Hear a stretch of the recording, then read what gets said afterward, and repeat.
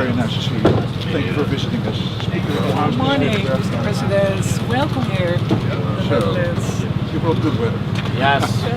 So please. Good morning. Secretary General. Nice to meet you. Nice to meet you.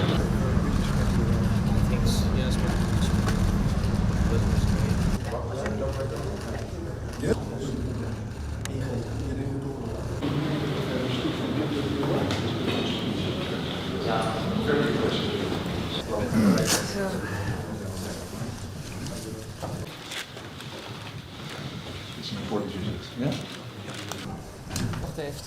Yes, We wait for a second for the press. To welcome you in this building of the Senate today.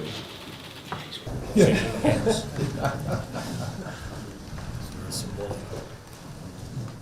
Shall I start? Your Excellencies, it's a great privilege for us to receive you here today. The Russian army continue to fill us that has entered a second year now.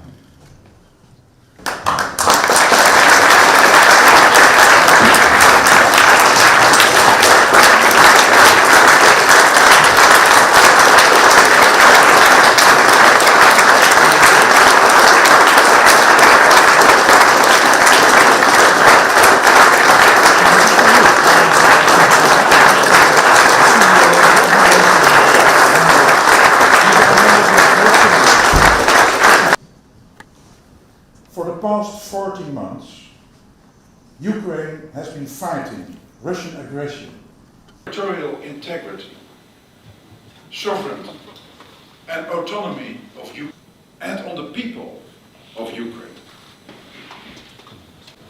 Is expressed in a telling way in the first words of your national anthem.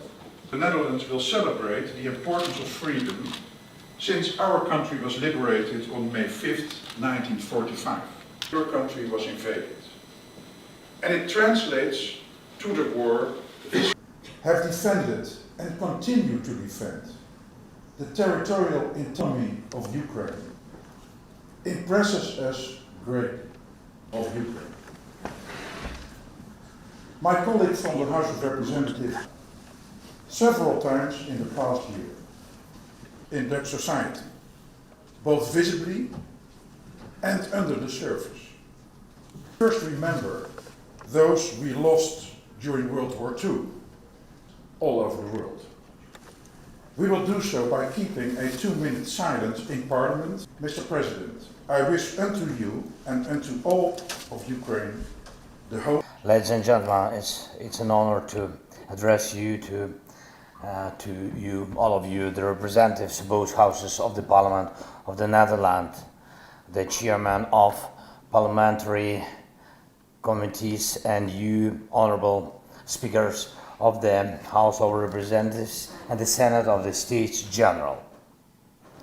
When democracy is real with a stable tradition in the country, the Parliament is the heart of such country.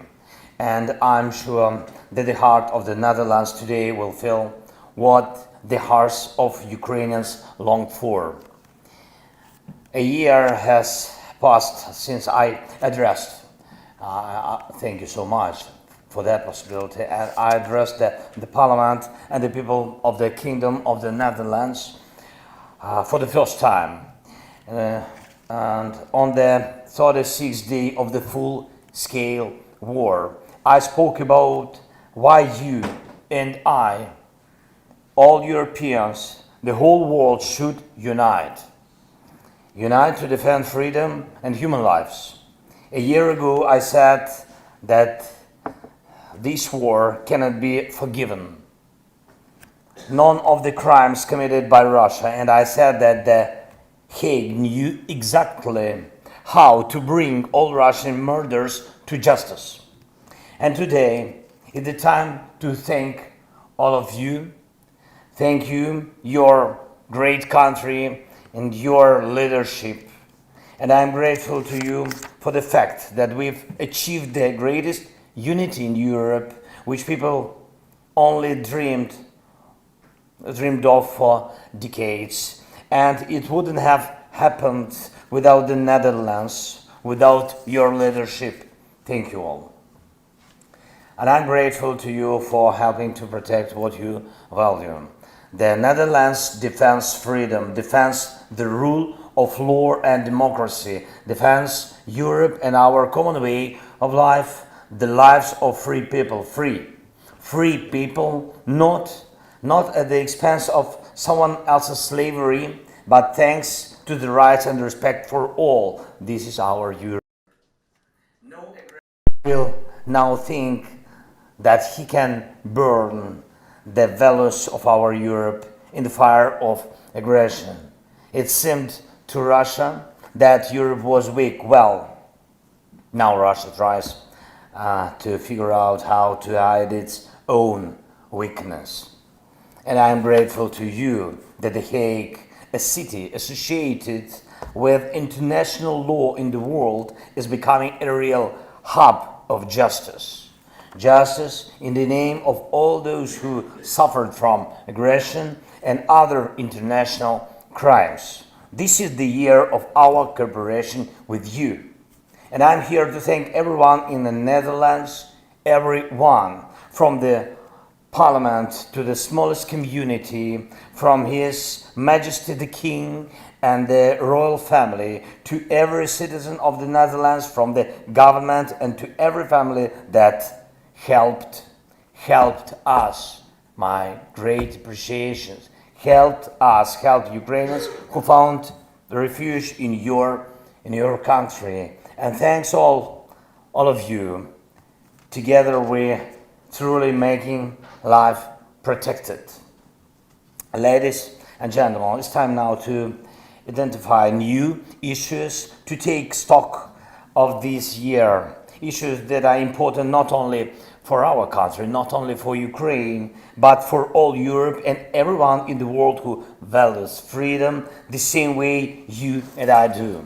And I will mention 3 points.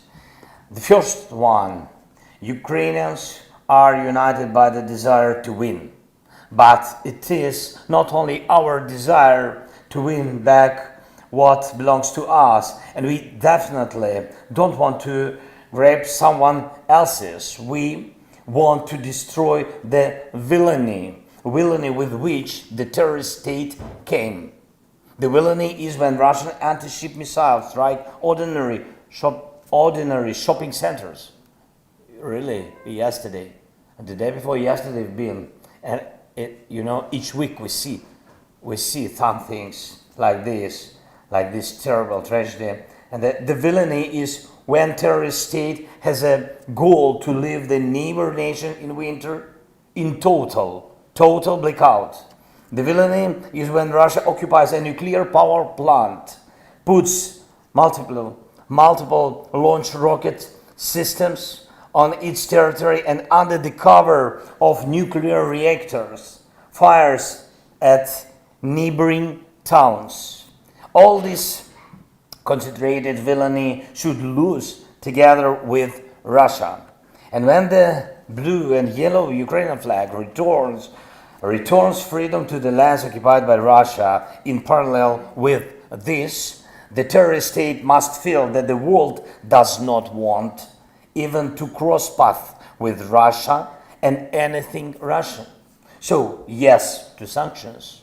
So yes to Russia's isolation, yes to the pressure on Russian citizens to make them looking for the Russian regime change in the country, yes to sentences for the terror, yes to universal rules for all jurisdictions to seize Russian assets and to use them to compensate for damages from aggression.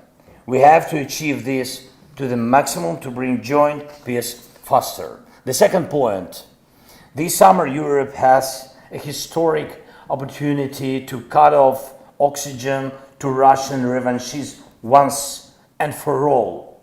NATO July summit is quite the time that allows to remove the security uncertainty in Europe.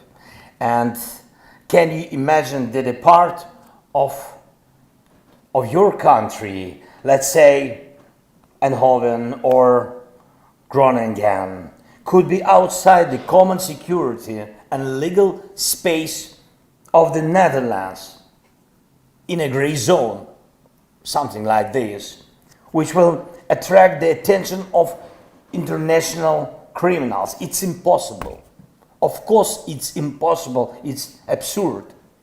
The same way it's impossible and absurd to leave Ukraine outside of the security and legal space of our common homeland, Europe. Ukraine should receive a decision on the algorithm for joining the alliance. It is clear that we cannot join NATO now while the war is going on. But it is possible, I think, and necessary to remove the security uncertainty now. It is a political decision. Russia must see that Ukraine's security will be guaranteed in order to begin to realize itself. Russia only with its own borders. And I call on the Netherlands to make this strategically important decision of the security of Europe, decision on Ukraine and NATO. And the third point, defense means people, armed people. The more powerful the weapon and the longer the fire range is, the more lives, real lives, are saved from enemy each day strikes. So, cherishing the value of life and maintaining defensive taboos among allies who are supposed to protect life is an obvious contradiction. The longer the taboos on weapons persist, the more our soldiers give their lives on maintaining the defense when the weapons are not powerful or not long-ranged enough, or when Russian fighter jets are more effective than the aircrafts of those who really defend Europe. As of now, all this persists. Unfortunately, the taboos on weapons, is it for a long time? It depends on all of us. Ladies and gentlemen, we remember the leadership of Netherlands in initiating the delivery of the Panzerhaubitze 2000, and we are grateful. Thank you again. We are grateful for you for such great decision, for Patriot system and other weapons. It's huge, and we remember that the Netherlands were the first to say that the F-16 is not a taboo, and your leadership truly provides results. So let's together provide new ones. And I believe that during my next visit, I believe I will have it. Of course, if you will invite. Yes, after this meeting.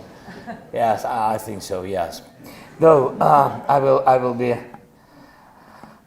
will be able also only to thank you the way I do it today. And I believe that Ukrainians and all of Europeans will be able to thank you in particular for the bringing the peace closer and for saved lives. Saved by joint actions, as we've already seen.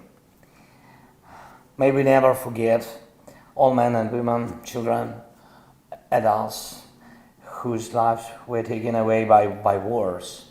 And glory to every hero who fights for life to win now. Thank you very much for your attention, for your support. Thank you. Slava Ukraini.